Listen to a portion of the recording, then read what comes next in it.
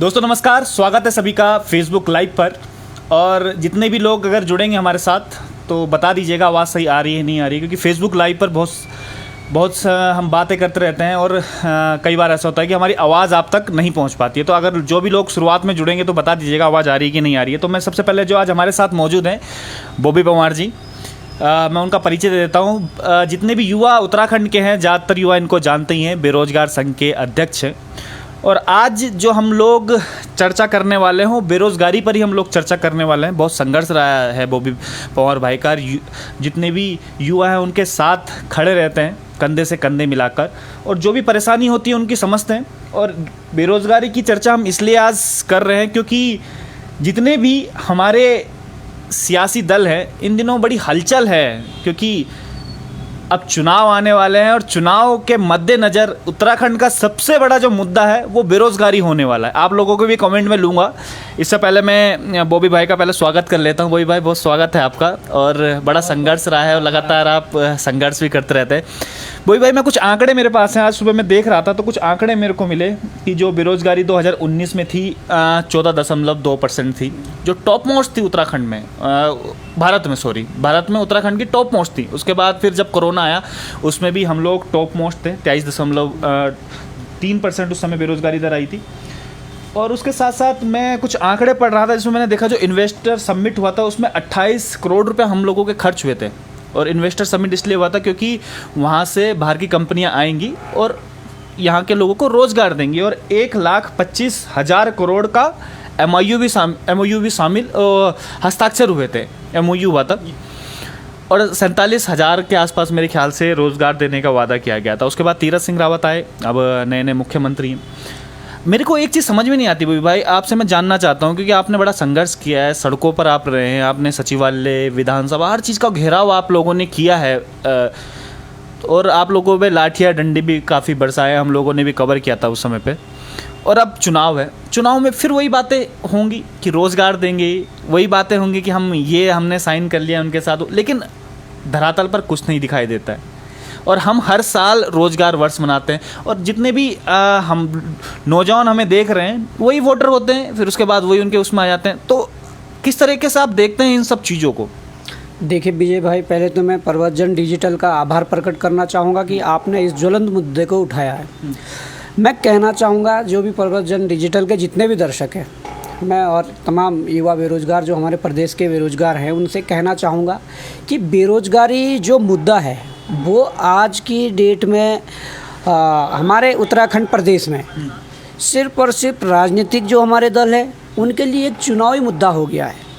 जब चुनाव आते हैं तभी बेरोज़गारी का जो मुद्दा है उस पर राजनीतिक दल अपने स्टेटमेंट जारी करते हैं, या राजनीतिक दल इसको बोलते हैं कि बेरोज़गारी सबसे बड़ा मुद्दा है। मैं देख रहा था कई सर्वे भी हुए, उसमें बेरोज़गारी सबसे बड़ा मुद्दा है।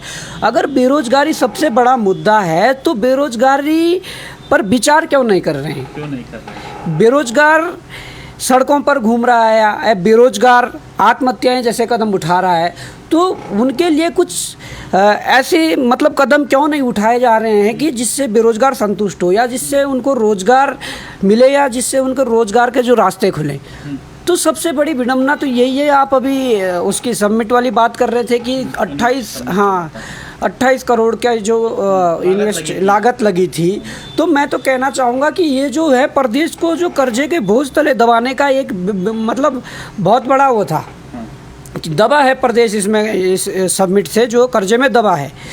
28 करोड़ से आप कई युवाओं को रोज़गार दे सकते थे अपने प्रदेश के अंदर। इन बाहरी कंपनियों को, जो कंपनियां आई वो खाक होकर चले गई। 28 करोड़ तो खाली उस बात के लगे थे प्रचार प्रसार करने के कि आइए आप उत्तराखंड में आइए, हम आपको बताएंगे। तो उत्तराखंड सरकार ने 28 करोड़ रुपए उसमें खर्च किए, और उसके बाद MOU शामिल जो बनाया गया था 1,25,000 करोड़ का, 47,000 नौकरी देने का वादा उसमें किया गया था, लेकिन धरातल पर कहीं नज़र नहीं आती है। नहीं, धरातल की थी आप बात थी, छोड़ दीजिए। 47,000 लोगों को इन्होंने नौकरी देने का वादा किया, परंतु हमारे पूर्व मुख्यमंत्री त्रिवेंद्र सिंह रावत जी वो कह गए थे कि हमने 7 लाख लोगों को रोज़गार दिया है। तो वो कहीं ना कहीं अपनी जो वो नाकामयाबी है, जो वो सबमिट जो नाकामयाब रही, उसको छुपाने के लिए लोगों को मीडिया के सामने या पब्लिक में ये कह रहे थे कि हमने 7 लाख लोगों को नौकरी दी। तो भाई जब 7 लाख लोगों को नौकरी दी तो महोदय आपके ही कार्यकाल में सबसे टॉप पर बेरोजगारी दर रही 23.3%। तो वो कैसे हो गया? आपने 7 लाख लोगों को रोजगार भी दे दिया और बेरोजगारी दर भी बढ़ गई, ऐसा तो हो नहीं सकता। उन्होंने एक स्टेटमेंट और जारी किया था अपने भाषण में कि -0% हमारे उत्तराखंड में बेरोजगारी दर है। अच्छा, एक बात मैं ये भी समझना चाहता हूँ कि मान लीजिए अब त्रिवेंद्र सिंह रावत नहीं रहे सीएम पद पे, उसके बाद तीरथ सिंह रावत आए, उसके बाद अब पुष्कर सिंह धामी आए, तो वो लोगों को कहते हैं कि भाई पिछली जो मुख्यमंत्री ने किया मुझे नहीं पता किया नहीं, लेकिन अब मैं करूँगा। तीरथ सिंह रावत जी ने आते ही रोजगार की बात करी, अभी जो पुष्कर सिंह धामी जी आए थे उन्होंने भी आते ही रोजगार की बात करी। तो क्या अब जो हमारे युवा हैं वो टकटकी लगा कर बैठे हैं कि चलो अब नया मुख्यमंत्री आया है, जोशीला मुख्यमंत्री आया है, अब ये हमारे लिए कुछ करेगा? नहीं, देखिए रोजगार की बात की है, परंतु जो 4 साल आपने वेस्ट किए हैं उसमें तो रोजगार की कोई बात नहीं हुई है। मैंने अभी शुरू में ही आपसे कहा था कि रोजगार केवल चुनावी मुद्दा बन गया है। उन्हें लगने लग गया कि 4 साल बीत गया, अब 1 साल है, इसे हम चुनावी माहौल कैसे क्रिएट करें, वो चुनावी मुद्दा बन गया है। और आते ही तीरथ सिंह रावत जी ने भी रोजगार देने की बात करी और जाते हुए भी रोजगार देने की बात करी, जब वो जिस दिन वो अपना वो दे रहे थे, त्यागपत्र दे रहे थे, और उसके तत्काल जैसे ही हमारे धामी जी आए उन्होंने भी रोजगार की बात करी।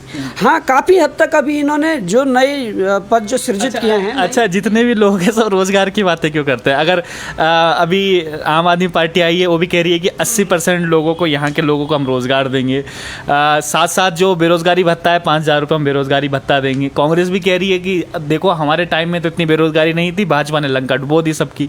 तो जो भी पार्टी, उत्तराखंड क्रांति दल भी कहती है कि यहाँ के लोगों को हम रोजगार देंगे। तो ये रोजगार ना होके एक चुनाव जीतने का मंत्र हो गया है कि भाई जो रोजगार के बारे में बात करेगा वही चुनाव जीतेगा, हर किसी को पड़ी हुई है।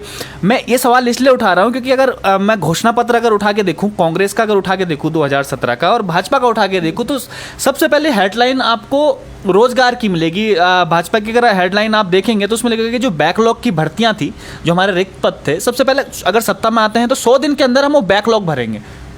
लेकिन आज देखिएगा बैकलॉग भरने के बजाय अब हम जो हमारे जो बैकलॉग हैं 56,000 के आसपास हो गए, वो भी नहीं भरेंगे। अब फिर से धामी जी आगे वो कहते हैं कि हम लोग रोजगार देंगे, पिछले अगर जो हमारे मुख्यमंत्री पिछले नहीं दे पाए वो मैं पूरा करूंगा, और शहर भर में होर्डिंग लग गए हैं कि 7 लाख रोजगार हम लोगों ने दिया है। तो जनता बड़ी परेशान है क्योंकि सबसे जो यंगस्टर है, अगर मैं पिछले चुनाव की बात करूँ, 2017 की बात करूँ, तो 44 लाख जो हमारे युवा हैं और उनमें से हर एक चौथा, ये मैं आंकड़ों की बात कर रहा हूँ, हर एक चौथा युवा बेरोजगार है। तो युवा भ्रांति में है, या समझ नहीं पा रहा है, या समझने की कोशिश नहीं कर रहा है। नहीं, जो आप ये रोजगार की बात कर रहे हैं कि हर दल रोजगार की बात करता, हाँ ये वास्तविकता है। 2017 के चुनाव में हुआ क्या था कि भाजपा जो आज प्रचंड बहुमत लेकर जो उत्तराखंड में स्थापित है, जो सरकार चला रही है, उन्होंने भी यही जुमला दिया था कि हम 6 माह के अंदर जो है अपने मैनिफेस्टो में ये कहा था कि पूरे जितने भी रिक्त पद है उनको भर देंगे। परंतु 6 माह क्या, यहाँ तो पूरे 4 साल ऐसे बीते कि बिल्कुल फ्रीज कर दिया था सब कुछ। उसके बाद जो ये नए मुख्यमंत्री जी आए हैं, ये अभी कुछ कर रहे हैं, परंतु 1 साल में कर क्या लोगे आप? मैं बता, आज समय पे करना ही है ना, चुनाव आ रहे हैं। मैं बताता हूँ, 22,000 नौकरियों का वादा कर रहे हो, परंतु ये तो नामुमकिन है कि 6 माह में आप 22,000 लोगों को नौकरियां दे। अभी मुश्किल से भी 2,500 से 3,000 नौकरियां तब से नहीं निकली होगी, जिनकी विज्ञप्ति जारी होनी है, नहीं निकली होगी, अगर आप आंकड़े साथ लेकर चले और आंकड़े दिखाएं।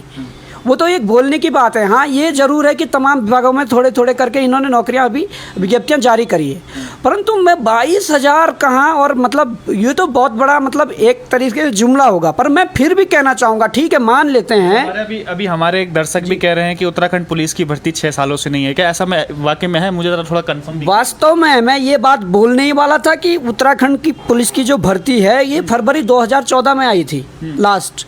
तो आप देखिए उत्तराखंड में सबसे बड़ी समस्या क्या है, यहाँ जो नियमावलियाँ बनती है ना, ये युवाओं को बिल्कुल टारगेट करके बनाई जाती है। युवाओं को दबाया जाता है, युवाओं का शोषण करने के लिए ऐसी नियमावली बनाई जाती है। यहाँ पर 18 से 22 वर्ष सामान्य वर्ग के बच्चे के लिए जो है पुलिस में उम्र सीमा रखी गई है, न्यूनतम और अधिकतम 22।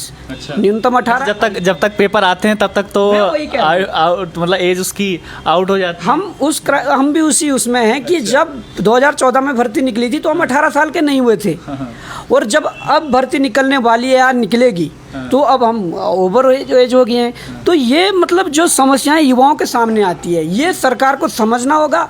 ये हमारे जो बैठे हुए अंदर अधिकारी है उनको समझना होगा कि युवाओं के लिए क्या नियमावली बनाई जाए। या तो आप हर दूसरे या तीसरे साल आप विज्ञप्ति जारी कीजिए, जिससे कम से कम युवाओं को ये ना लगे और हमारे अभिभावकों को ये ना लगे। इसमें एक मैं थोड़ा सा रोकता हूँ आपको, कुछ परेशानियाँ भी है इसमें। जैसे मान लीजिए अगर उन्होंने भर्ती निकाली भी है, वन दरोगे की जैसे अभी बात कर रहे हैं, मैं उनका नाम ले लेता हूँ, वन दरोगे की कोई बात कर रहे थे, योगा आचार्य जी, वो कह रहे हैं कि आउट ऑफ सिलेबस था पूरा का पूरा। वन दरोगे की भर्ती निकाली, उसमें आउट ऑफ सिलेबस था। और जो आप कह रहे हैं कि उसमें गूगल ट्रांसलेट जैसे हुआ था, कोई आती है तो उसको गूगल ट्रांसलेट करके कर देता था। तो ये भी मैन्युफैक्चरिंग इसको कहेंगे कि मतलब कि गलतियाँ हो रही है कि जानबूझ के ये सब गलतियाँ की जा रही है? देखिए, जानबूझ के क्या, अगर आप किसी ऐसे बाहरी व्यक्ति को ये सब आपका जो तामझाम में पकड़ा दोगे तो ऐसा ही होगा। मैं बताना चाहूँगा, जो ये वन दरोगा की बात कर रहे हैं हमारे योगाचार्य जी जो भी हैं, तो उनको मैं कह दूँ कि वन दरोगा और अभी जो सहायक लेखाकार और इससे पहले एक जेई का पेपर और लेखा लिपिक का पेपर, ये जो 4 पेपर करवाए, यहाँ पर जो एक हम प्रश्न चिन्ह खड़ा कर रहे हैं कि एक दागी एजेंसी है NSEIT, उससे ये पेपर करवाए गए हैं। अब आउट ऑफ सिलेबस दिया, वो भी आयोग जाने। और सहायक लेखाकार का पेपर, जैसे आप गूगल ट्रांसलेट की बात कर रहे हो, वो हुआ है 3 दिन में 6 शिफ्टों में पेपर करवाया गया। उसमें क्या हुआ कि पूरे 6 के 6 पेपर इंग्लिश में टाइप करेंगे, 600 क्वेश्चन, और उसके बाद उसका हिंदी रूपांतरण किया गया और गूगल ट्रांसलेट के माध्यम से। अब वहाँ पर वही ये बात की, अगर अकाउंटेंट्स में कुछ उसके कैपिटल को पूंजी कहा जाता है, तो वहाँ पर क्वेश्चन में राजधानी लिख के आ रहा था। तो ये बड़ी समस्या हुई है, मतलब ये बड़ी दिक्कतें आई हमारे हिंदी माध्यम के जो छात्र हैं। और मैं बताना चाहूँ विजय भाई आपको कि उत्तराखंड में 80 से 90% बच्चा कॉमर्स वाला वो है जो राजकीय इंटर कॉलेजों से पढ़ के आ रहा है, जो हिंदी माध्यम में, प्योर हिंदी माध्यम में। अब जब उनको क्वेश्चन ही समझ नहीं आएगा तो वो करेगा कैसे? कई लोग बच्चे कह रहे हैं कि इंग्लिश मीडियम वाले अधिकतर ये प्रश्न खड़े कर रहे हैं कि हमारा सही है, आप रिजल्ट निकालिए। पर मैं उन्हें भी ये बताना चाहूँगा कि यदि पेपर हिंदी मीडियम में टाइप किया जाता और उसका इंग्लिश रूपांतरण जो है गूगल ट्रांसलेट से किया जाता, तो मैं भी आपको बोलता कि इंग्लिश मीडियम वालों की कि आप भी सॉल्व करके देखिए, आप भी वहाँ पर आपका भी यही जवाब रहता कि हमें बहुत दिक्कतें आई है। तो अच्छा, ये एक तो भर्तियाँ नहीं आ रही हैं, कई टाइम से भर्ती नहीं है, ऊपर से आप बता रहे हो कि जैसे हमने भी बीच में कवर किया था, ऐसी संस्था को दे दिया जाता है पेपर कराने का ठेका, जो पहले से ही दागी है, पहले से MP में दागी है, उत्तर प्रदेश में दागी है, अब उसके बाद यहाँ दे दिया जाता है। तो ये भी तो बच्चों के जो भविष्य के साथ खिलवाड़ है, क्योंकि कहीं ना कहीं शक पैदा होता है। और शक इसलिए भी पैदा होता है कि जिन्होंने परीक्षाएं कराई हैं, वन दरोगे की परीक्षाएं कराई है, पटवारी की करा दी कि नहीं करा दी, पटवारी की जो वो भी यही करवाएगी, शायद NSEIT करवाएगी, ये भी डिसीजन नहीं लिया है। लेकिन इसमें भी वन दरोगे की जो भर्ती कराई थी उसमें भी प्रश्न चिन्ह खड़े हुए थे इस संस्था के ऊपर। तो ऐसी संस्था को क्यों बच्चों के भविष्य बर्बाद करने के लिए दे दिया जाता है कि जो संस्था पहले से ही दागी है, या पहले से जिसमें पर्सन क्वेश्चन मार्क जिसमें खड़ा होता है?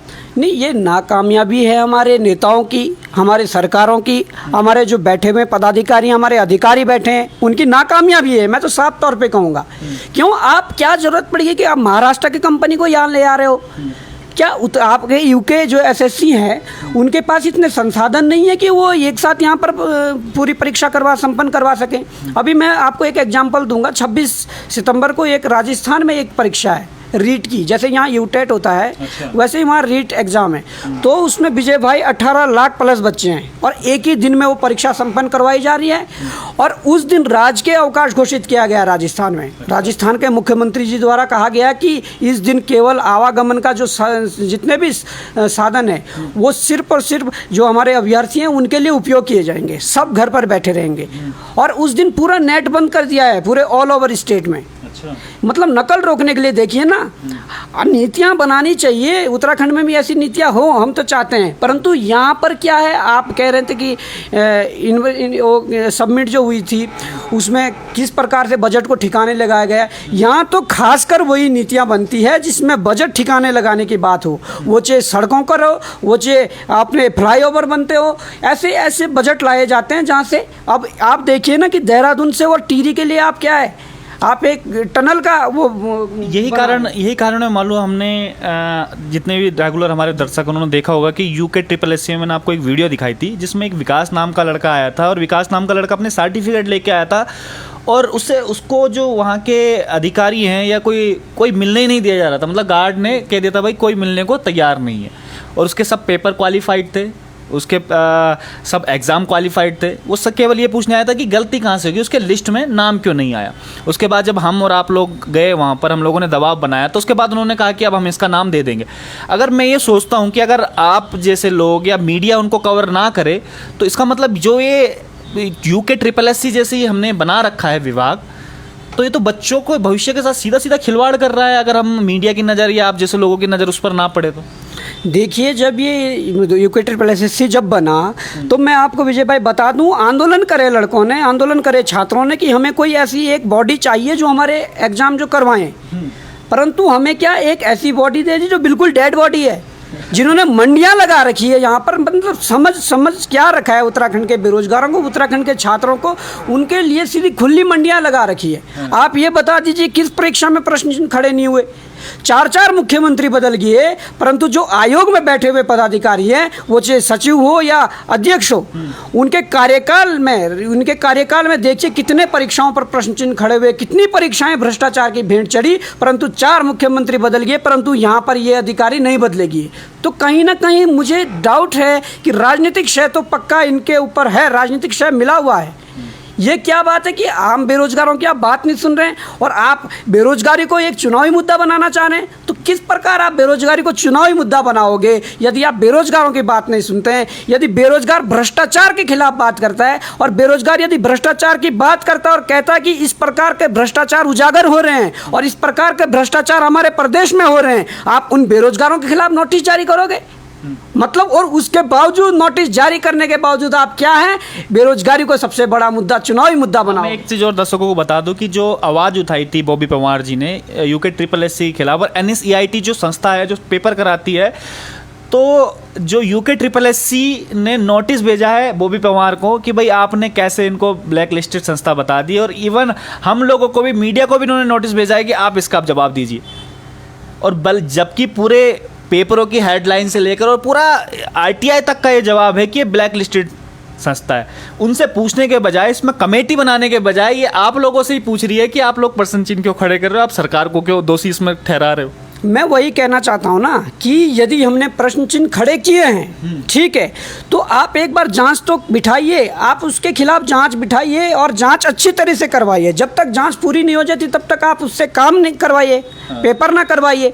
परंतु आप तो उल्टा जो प्रश्न चिन्ह खड़े कर रहे हैं कि हम आरोप लगा रहे हैं कि NSEIT जो एजेंसी है वो दागी है, तो वो हमारे खिलाफ उल्टा वो करेंगे, मतलब उल्टा चोर कोतवाल को डांटे। हाँ, हम ये भी कह रहे हैं, ठीक है, अगर हम गलत साबित होते हैं हम कानूनी कार्रवाई के लिए भी तैयार हैं, परंतु पहले आप जांच तो बिठाइए।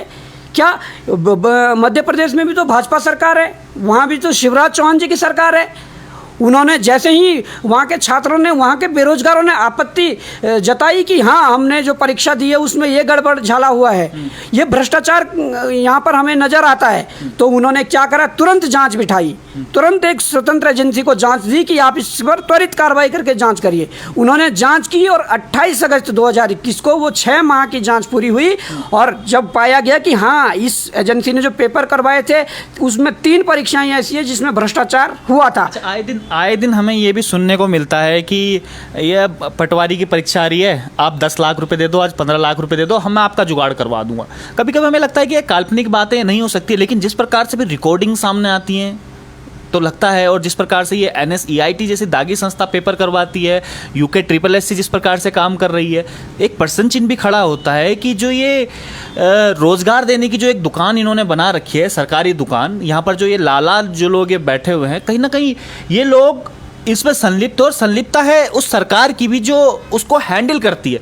पूछ रहे थे जब यूके ट्रिपल एस ने हमें नोटिस भेजा तो उसमें पूछ रहे थे कि सरकार को आप दोषी क्यों मान रहे हैं, तो बिल्कुल एक अलग संस्था है। भाई सरकार तो आप पे कमांड लगाएगी, जब सरकार आप पे कमांड नहीं लगा रही है तो इसका मतलब ये है कि सरकार की भी कहीं ना कहीं से है, सरकार के जो नेता हैं, जो सफ़ेद पोस्ट जो नेता हैं, उनकी से कहीं ना कहीं ऐसी संस्थाओं को प्राप्त है जो इस प्रकार के हमें रिकॉर्डिंग सुनने को मिलती है कि हाँ आप 10 लाख रुपए दे दीजिए, आप 15 लाख रुपए दीजिए, आपका सिलेक्शन वन दरोगा में हो जाएगा, आपको हम तहसीलदार आपको हम बना देंगे। और बड़ा दुख भी होता है बॉबी भाई उस समय कि हमें लगता है कि यार एक बच्चा जो मेहनत करता है दिन रात और कितना उसके जो माँ बाप होते हैं वो उसको पढ़ाने के लिए, मुझे पता है कि क्योंकि मैं भी एक बहुत बैकग्राउंड फैमिली से आता हूँ कि कितना मुश्किल का सामना करना पड़ता है, जिसके माँ बाप बड़े दिहाड़ी मजदूरी करके और उसके बाद उसे पढ़ाने के लिए भेजते हैं और वो बच्चा केवल इस वजह से रह जाता है क्योंकि अगले बच्चे ने या तो उसकी सेटिंग है या तो उसने पैसे देकर वो सीट खरीद ली है। तो बड़ा दुख भी होता है उस समय। तो ऐसी चीज़ों की किस प्रकार से हम निजात पाएंगे, क्योंकि अब तो देख ही रहे हैं पूरा का पूरा किस प्रकार से भ्रष्टाचार हो रहा है। कॉल रिकॉर्डिंग हमारे सामने आ रही है, हम अधिकारियों से मिलने की कोशिश करते हैं तो अधिकारी मिलने का समय नहीं देते हैं, और जो सबूत भी देते हैं तो सबूतों को वो दरकिनार कर देते हैं। देखिए विजय भाई, जहाँ पर मिलने की बात है, हम तो चलो देहरादून में रह रहे हैं, 5-7 किलोमीटर जाके रायपुर अपने यूकेएसएससी के पास पहुंच जाते हैं, परंतु जो हमारा बच्चा गढ़वाल और कुमाऊं से, पिथौरागढ़ जैसे धारचूला और मुनस्यारी से आता है अपनी समस्या लेकर, वो कहता है कि हमें सचिव साहब से मिलना है आयोग में क्योंकि हमें ये परेशानी है, अरे उनको तक मना कर देते कि हमारे पास टाइम नहीं है, हम नहीं मिलते हैं। तो यार आपका तो बैठने का ही हक नहीं है वहाँ पे। जब आपको बच्चों के जो समस्या सॉल्यूशन उसके लिए बैठाया गया है कि समस्या के समाधान के लिए बैठाया गया है, और आप ये कहकर कि हमारे पास समय नहीं है आप जाइए, ये कहकर आप उस बच्चे को दरकिनार कर दे रहे हो। मैं कहना चाहूँगा कि सुबह एक ऑडियो वायरल होता है और शाम को बडोनी जी का स्टेटमेंट आ जाता है कि ये फेक है। बिना जांच किए आप कह रहे हो, आप साबित कर रहे हो कि ये फेक है।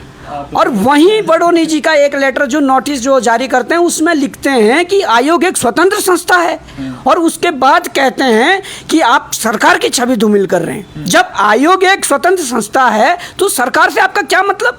हम सरकार की छवि धूमिल करें ना करें, आप कौन होते हो हमें ये कहने वाले कि आप सरकार की छवि धूमिल कर रहे हैं? सरकार अच्छा काम करेगी हम सरकार के लिए अच्छा भी कहेंगे, परंतु जहां सरकार गलत करेगी हम सरकार के लिए गलत कहेंगे, आपके लिए गलत कहेंगे। हम कह रहे हैं हमारी लड़ाई आपसे नहीं है बडोनी जी, हमारी लड़ाई उस कुर्सी से है जिस कुर्सी पर आप बैठे हैं। कल के दिन यदि उस कुर्सी पर कोई दूसरा व्यक्ति भी आता है और ये इस प्रकार की हरकतें करता है जिस प्रकार की आप कर रहे हैं, जिस प्रकार की हरकतों ने आपने मतलब ये माहौल उत्तराखंड में बना दिया है कि यहाँ पर जो बेरोजगार है वो मानसिक रूप से प्रताड़ित हो रहा है कि किस प्रकार ये कभी पेपर में पेपर आउट हो जाता है, कभी ऑडियो वायरल हो जाते हैं, कभी आप जो मैरिड में बच्चे हैं उनको रख नहीं रहे हैं, उनके नीचे के जितने बच्चे हैं उनको बुला दे रहे हैं। तो यहाँ क्या क्या मतलब दर्शाना चाह रहे हो? क्या बेरोजगारों को आप साबित क्या करना चाह रहे हो आप बेरोजगारों के सामने? मैं तो कहना चाहूँगा कि आपने जो नोटिस जारी किया है उसका तो हमने जवाब दे दिया है, परंतु मुझे आज सुबह सुनने में आया है कि आपको कई मीडिया जो आए थे कवरेज करने, आपकी बाइट ली गई और आप कह रहे हैं कि हमें जवाब नहीं मिला। हमने जवाब भेज दिया है और आपके पास जवाब पहुंचा है, आपने रिसीव कर लिया है कि किस बात को बचने के लिए आप ये कह रहे हैं कि आपको जवाब नहीं मिला। मुझे तो इन सबको देख के एक ही डायलॉग याद आता है कि बर्बाद गुलिस्ता करने को बस एक ही उल्लू काफ़ी था। यहाँ तो हर साख पे उल्लू बैठा है, अंजाम है गुलिस्ता क्या होगा। तो उत्तराखंड का भी सेम यही हाल है। हम लोग बातें करते हैं रोज़गार देने की, और मैं उस समय बड़े सख्ते में था कि जिस समय मैं आपको चुनाव आ रहे थे, जो 2019 की मैं बात करूँगा, कोरोना नहीं आया था उस समय, और हमारे उसमें इन्वेस्टर समिट हम लोग कर रहे थे, 28 करोड़ रुपए खर्च किए थे। उसके बाद कहा गया था कि भाई अब हमें यहाँ के लोगों की भी ज़रूरत होगी। तब एक प्रोग्राम चलाया गया था, आओ अपनों पहाड़, आपको याद भी होगा शायद, उसमें भी कई हज़ार करोड़ रुपए उसमें खर्च किए गए थे। तो यही प्रोग्राम ये था कि बाहर के लोगों को, जितने भी प्रवासियों ने, उत्तराखंड वापस बुलाया जाए, यहाँ के लोगों को नौकरी उसमें दी जाए। लेकिन कोरोना सडनली आ गया, जब सारे लोग यहाँ पर आ गए तो हमारी सरकार के हाथ पैर फूल गए। आपको यकीन नहीं होगा बॉबी भाई, अगर आंकड़ों की अगर मैं बात करूँ तो 30% जो हमारा राजस्व जहाँ से आता है वो मनी ऑर्डर व्यवस्था से आता है। 30% राजस्व खनन, शराब और मनी ऑर्डर व्यवस्था। मनी ऑर्डर व्यवस्था वो होती है जो बाहर से लोग पैसा उत्तराखंड में भेजते हैं, NRI वाले, वो मनी ऑर्डर व्यवस्था से उत्तराखंड हमारा चलता है। तो अब ये देख लीजिए कि जब मनी ऑर्डर व्यवस्था से हमारा उत्तराखंड चलता है और जब बाहर के लोगों को यहाँ पर बुलाया गया, तो जब कोरोना आ गया तो सरकार के हाथ पैर फूल गए। तो उन्होंने एक स्कीम निकाली, मुख्यमंत्री स्वरोजगार योजना। मुख्यमंत्री स्वरोजगार योजना जब निकाली गई तो उसके वो भी कोर्ट के फटकार के बाद, जब इनके हाथ पैर फूल गए तो कोर्ट ने फटकार मारी इनको। जब आप जो ये आओ अपनो पहाड़ जो ये प्रोग्राम आप लोग चला रहे थे, इसमें आपने बोला था कि हम आपको रोजगार देंगे, तो उसमें आपने किया क्या फिर? जब आप कह रहे हो कि हमारे पास वो नहीं है, तब इन्होंने मुख्यमंत्री स्वरोजगार योजना निकाली। इसमें इन्होंने कहा कि जो सुदूर पहाड़ में बैठे हैं उनको हम 25% सब्सिडी देंगे, जो थोड़े से पहाड़ों में बैठे हुए हैं आसपास मैदानी क्षेत्रों के, उसमें हम 20% और मैदानी क्षेत्रों वालों को 15% हम सब्सिडी देंगे। ये गारंटी भी इनकी फेल हो गई, क्योंकि अब से पहले हमारे प्रधानमंत्री स्वरोजगार योजना थी।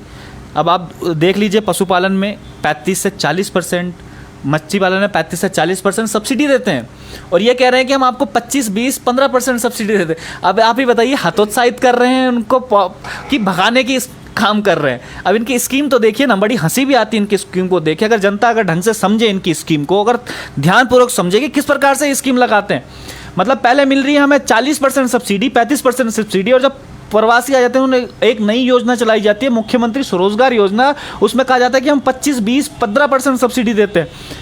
तो एक बात बताइए, जो ये युवा है वो टिकेगा क्यों यहाँ पर? ठीक है, इन्होंने अपनी अलग कमेटी भी इन्होंने बनाई थी उसके लिए, और एक भी, मैं गारंटी के साथ कहता हूँ, एक भी ऐसा युवा नहीं होगा जिसको उससे रोजगार मिला होगा। सारे के सारे जितने भी प्रवासी हो फुर हो गए यहाँ से, क्योंकि इनकी स्कीम इतनी घटिया है जो धरातल पर बिल्कुल भी काम नहीं करती है। तो अब बॉबी भाई, मैं आपसे पूछना चाहता हूँ, क्योंकि आप तो बेरोजगारों के बीच रहे हैं, लगातार उनके साथ संघर्ष भी करते रहते हैं। तो अब चुनाव आने वाले हैं, अब फिर से वही बातें होंगे। अब अलग अलग पार्टियाँ कर भी रही है, कोई अलग अलग लुभावने वो भी कर रही है, भाजपा भी करेगी, कांग्रेस भी करेगी, आम आदमी पार्टी, यूकेडी सब करेंगे। तो अब तरीका क्या है इन सब चीज़ों का?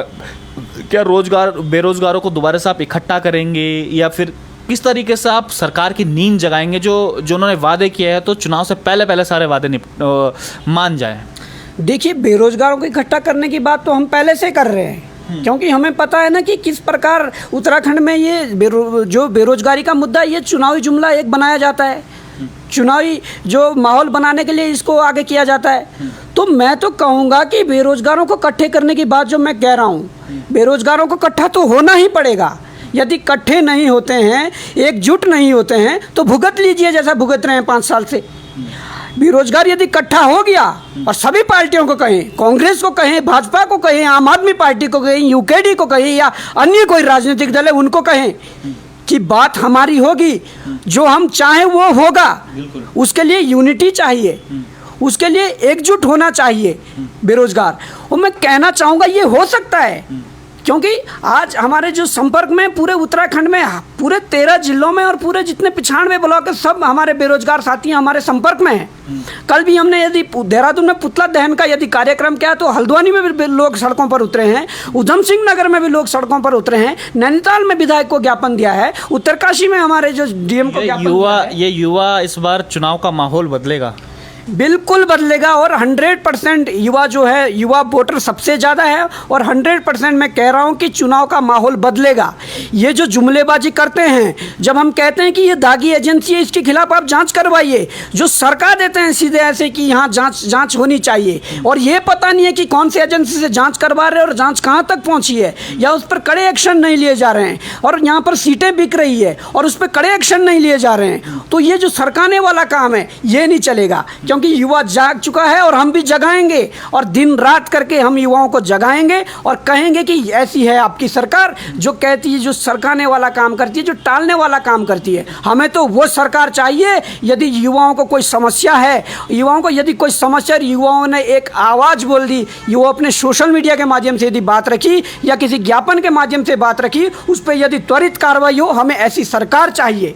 और यदि ये हमारे राजनीतिक दल ऐसी सरकार नहीं ला सकते हैं, तो युवा एकजुट होगा, वो या तो चुनाव का बहिष्कार करेगा या फिर कुछ और रणनीति अपनाएगा। पिछले साल 2019 कोरोना से पहले 86,000 रजिस्ट्रेशन हुए थे, जो पंजीकृत रजिस्टर्ड है 86,000 एक साल के अंदर करवाए गए थे। अब तक तकरीबन जो रजिस्ट्रेशन की संख्या होगी वो 9 से 10 लाख हो गई। और जो वोटर की मैं बात करूँ तो 44 लाख यंग वोटर हैं, युवा वोटर हैं। तो मैं थोड़ा ये भी समझना चाह रहा हूँ कि इतनी तादाद में जब हमारे पास बेरोज़गार युवा हैं, बेरोज़गार जो लोग हैं इतनी तादाद में हमारे पास हैं, तो क्या इस बार वो सबके सब एक साथ इकट्ठा हो पाएंगे कि नहीं हो पाएंगे? और बॉबी पवार उनको एक साथ किस प्रकार से इकट्ठा करेगा? देखिए, हमारी पूरी कोशिश है और बहुत ही जल्द एक मतलब प्रदेश व्यापी एक आंदोलन भी होगा और लोगों को पूरे प्रदेश में जिला वाइज और ब्लॉक वाइज एक करके मतलब एक जो हमारी ये कार्यकारिणियाँ बनाई जाएगी। मैं कहना चाहता हूँ, हमें अभी भी ये बात कही कि हमें कौन सी सरकार चाहिए जो हमारी बात माने। हम यहाँ पर देहरादून में पढ़ने आए हैं, यहाँ पर इतने महंगे महंगे कमरे लेकर रह रहे हैं, इतनी मोटी फीस हम कोचिंग इंस्टीट्यूटों में दे रहे हैं और यहाँ तक कि देहरादून में तो ये हाल है कि यहाँ पर जिस मकान मालिक को 3 रुपये यूनिट अपने बिजली का बिल देना होता है, यदि कोई वहाँ पर बेरोजगार किराएदार है तो उससे 6 रुपये यूनिट वो ले रहे हैं। अब ये बताइए ना, तो हम तो ऐसे महंगे महंगे उसमें वो काम कर रहे हैं और वहाँ पर पहाड़ों में देखिए हमारे माँ बाप वहाँ पर है अपना पेट चीर के आलू अदरक बेच के राजमा बेच के वो यहाँ पर खर्चा पहुँचा रहे हैं, परंतु सरकारें क्या उस और ध्यान ही नहीं देगी। तो हम तो कहेंगे बेरोजगार एकत्रित तो होगा ही होगा, परंतु ये बहुत ही बड़ी मैं बात कह रहा हूँ, इस बार अभिभावकों को भी साथ लिया जाएगा और अभिभावकों को समझाया जाएगा और पूरे प्रदेश में भ्रमण किया जाएगा और पूरे प्रदेश में गांव-गांव जाकर पूरे गांव में जाकर पर इनके अभिभावकों से, जो हमारे अभिभावक हैं, उनसे कहा जाएगा कि देखिए आप जो रोज़ ये ताने मारते हो अपने बच्चों को कि आपकी नौकरी नहीं लग रही है, क्यों नहीं लग रही है, तुम नालायक हो। आपके बच्चे नालायक नहीं हैं, नालायक हमारी सरकारें हैं, नालायक हमारी जो नीति नियंता है, जो यहाँ पर बैठे हुए जो हमारी नीतियाँ बनाते हैं, नालायक वो है। आप सीधी बात ये समझिए, आप एक बार अपने बच्चों का साथ दीजिए और ऐसी सरकारों को उखाड़ फेंकिए यदि ये बात नहीं मानती है। अभी भी कुछ नहीं मतलब ऐसी बात हुई है कि अगर अभी भी बात मान लेते हैं तो ठीक है, हम तो कह रहे हैं कि अभी बात मान लें तो ठीक है, क्योंकि बहुत सारी मांगे हैं जो हम करना चाह रहे हैं। हम तो क्या है, कुछ ऐसा तो कह नहीं रहे कि आपकी जेब से कुछ आपका पैसा निकालने की बात कर रहे हो। हम तो कह रहे हैं आप जो भ्रष्टाचार हो रहा है इस पर रोक लगाइए और ऊपर से हम ये भी कह रहे हैं कि कैसे रोक लगाई जानी चाहिए वो भी हम सुझाव दे रहे हैं। आप सुनिए तो सही, आप बैठ के टेबल टॉकिंग तो करिए, परंतु आप तो ऐसे मुख्यमंत्री हैं या ऐसे हमारे मंत्री हैं, ऐसे अधिकारी हैं जिनको मतलब बेरोजगारों से मिलने का समय नहीं है। मुझे लगता है अभी हैंगओवर चढ़ा हुआ है। अच्छा, मैं एक चीज़ और जानना चाह रहा था बॉबी भाई आपसे कि हमारे पास रोज़गार नहीं है, वो हमें जो पंजीकृत जो हमारे लोग हैं वो मैंने उनका आंकड़ा बता दिया, उसके साथ सरकार उसको छुपाने की भी उसको कोशिश कर रही है।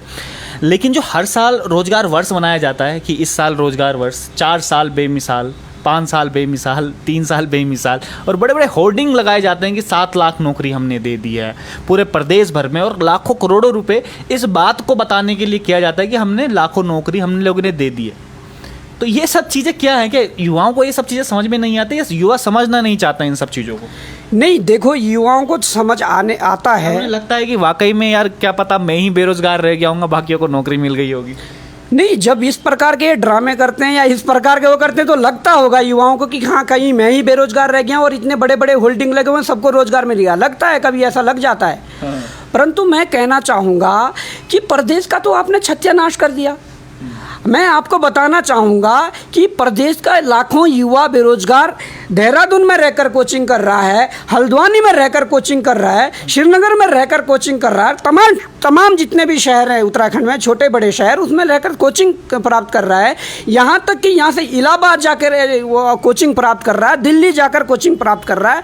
परंतु उन पढ़ने वाले बेरोजगारों के साथ, उन मेहनती बेरोजगारों के साथ क्या छलावा कर रही है हमारी उत्तराखंड सरकार। इन्होंने उपनल के द्वार सबके लिए खोल दिए हैं, इन्होंने पीआरडी के माध्यम से नियुक्तियाँ दे रहे हैं, अलग से आउटसोर्स जो एजेंसियां हैं उनको नियुक्त कर रहे हैं। अभी पिछले माह की एक न्यूज़ है, उसमें कह रहे हैं कि विधानसभा की जो नियुक्तियां होगी, जो उसमें 4th क्लास या 3rd क्लास जो कर्मचारी भरे जाएंगे, उसके लिए एक एजेंसी जो है उसको देखा जा रहा है कि किस एजेंसी के माध्यम से हम भरेंगे। तो कब तक चलेगा ऐसा? जो भी विधानसभा अध्यक्ष बनता है वो अपने विधानसभा के लोगों को वहाँ भर दें, या जो भी मुख्यमंत्री बनता है, गेटिंग का खेल होगा। बिल्कुल सेटिंग गेटिंग का खेल है। मैं तो कह रहा हूं जो ये बैकडोर एंट्री है, जब तक इस पर पूर्णतः रोक ना लग जाती है, हम तो कहेंगे यदि ये सबसे बड़े मुद्दे हैं। देखिए, भ्रष्टाचार, जो परीक्षाओं में पारदर्शिता नहीं है, और बैकडोर एंट्री है, जो कोई मानक नहीं है, जहां पर कोई समानता का वो नहीं है, क्योंकि समानता के अधिकार का तो उल्लंघन हो ही रहा है कि एक बच्चा वो है जो तैयारी कर रहा है और वो चाहता है कि पेपर हो, मैं पेपर निकाल के मैं योग्य हूँ तो मैं अपने नौकरी पाऊँ, और एक बच्चा वो है जो किसी नेता से फ़ोन करवाता है, किसी अधिकारी से फ़ोन करवाता है कि हाँ ये अपना बंदा और इसको सेट कर दो। तो ये चल रहा है उत्तराखंड में। मैं तो कहूँगा कि इस बार चुनावी जो मुद्दे होंगे, राजनीतिक पार्टियों के कोई भी मुद्दे हो, पर बेरोजगार संघ का ये मुद्दा होगा कि बैकडोर एंट्री जो है, जो आप कर रहे हो, वो बाहरी एजेंसियों को यहाँ पर शय दी हुई है। दिल्ली से एजेंसियाँ ला रहे हो, महाराष्ट्र से एजेंसियाँ ला रहे हो, साउथ इंडिया से एजेंसियाँ ला रहे हो, या उधर आपके पूर्व ईस्ट उससे एजेंसियाँ ला रहे हो, उनके पास आप ये बैकडोर एंट्री का जो खेल दे रखा है, मैं बताना चाहूँगा। एक मैनिफेस्टो यहाँ पर राजनीतिक दलों का बनेगा और एक मैनिफेस्टो यहाँ पर उत्तराखंड बेरोजगार संघ का बनेगा। मैं कहना चाहूँगा इस प्रकार की जो बैकडोर एंट्रियाँ हैं, यदि उन पर रोक नहीं लगती है तो बेरोजगारों को 13 जिलों के बेरोजगार 95 जितने भी ब्लॉक है कार्यकारिणी सहित गठित किया जाएगा और उनके अभिभावकों को साथ लिया जाएगा, उनका आशीर्वाद भी रहेगा और हम कहेंगे कि कैसी ये सरकारें चुनाव जीतती हैं। मैं कहना चाहूँगा और ये सारे मुद्दे रहेंगे। मैं बता रहा हूँ आपको कहा मैंने 2014 के बाद पुलिस की भर्ती नहीं आई और सबसे बड़ी समस्या क्या हो रखी है वर्तमान में, हमारे जो नीति नियंता है, सचिवालय में बैठे जो लोग हैं वो अधिकतर बाहरी लोग हैं।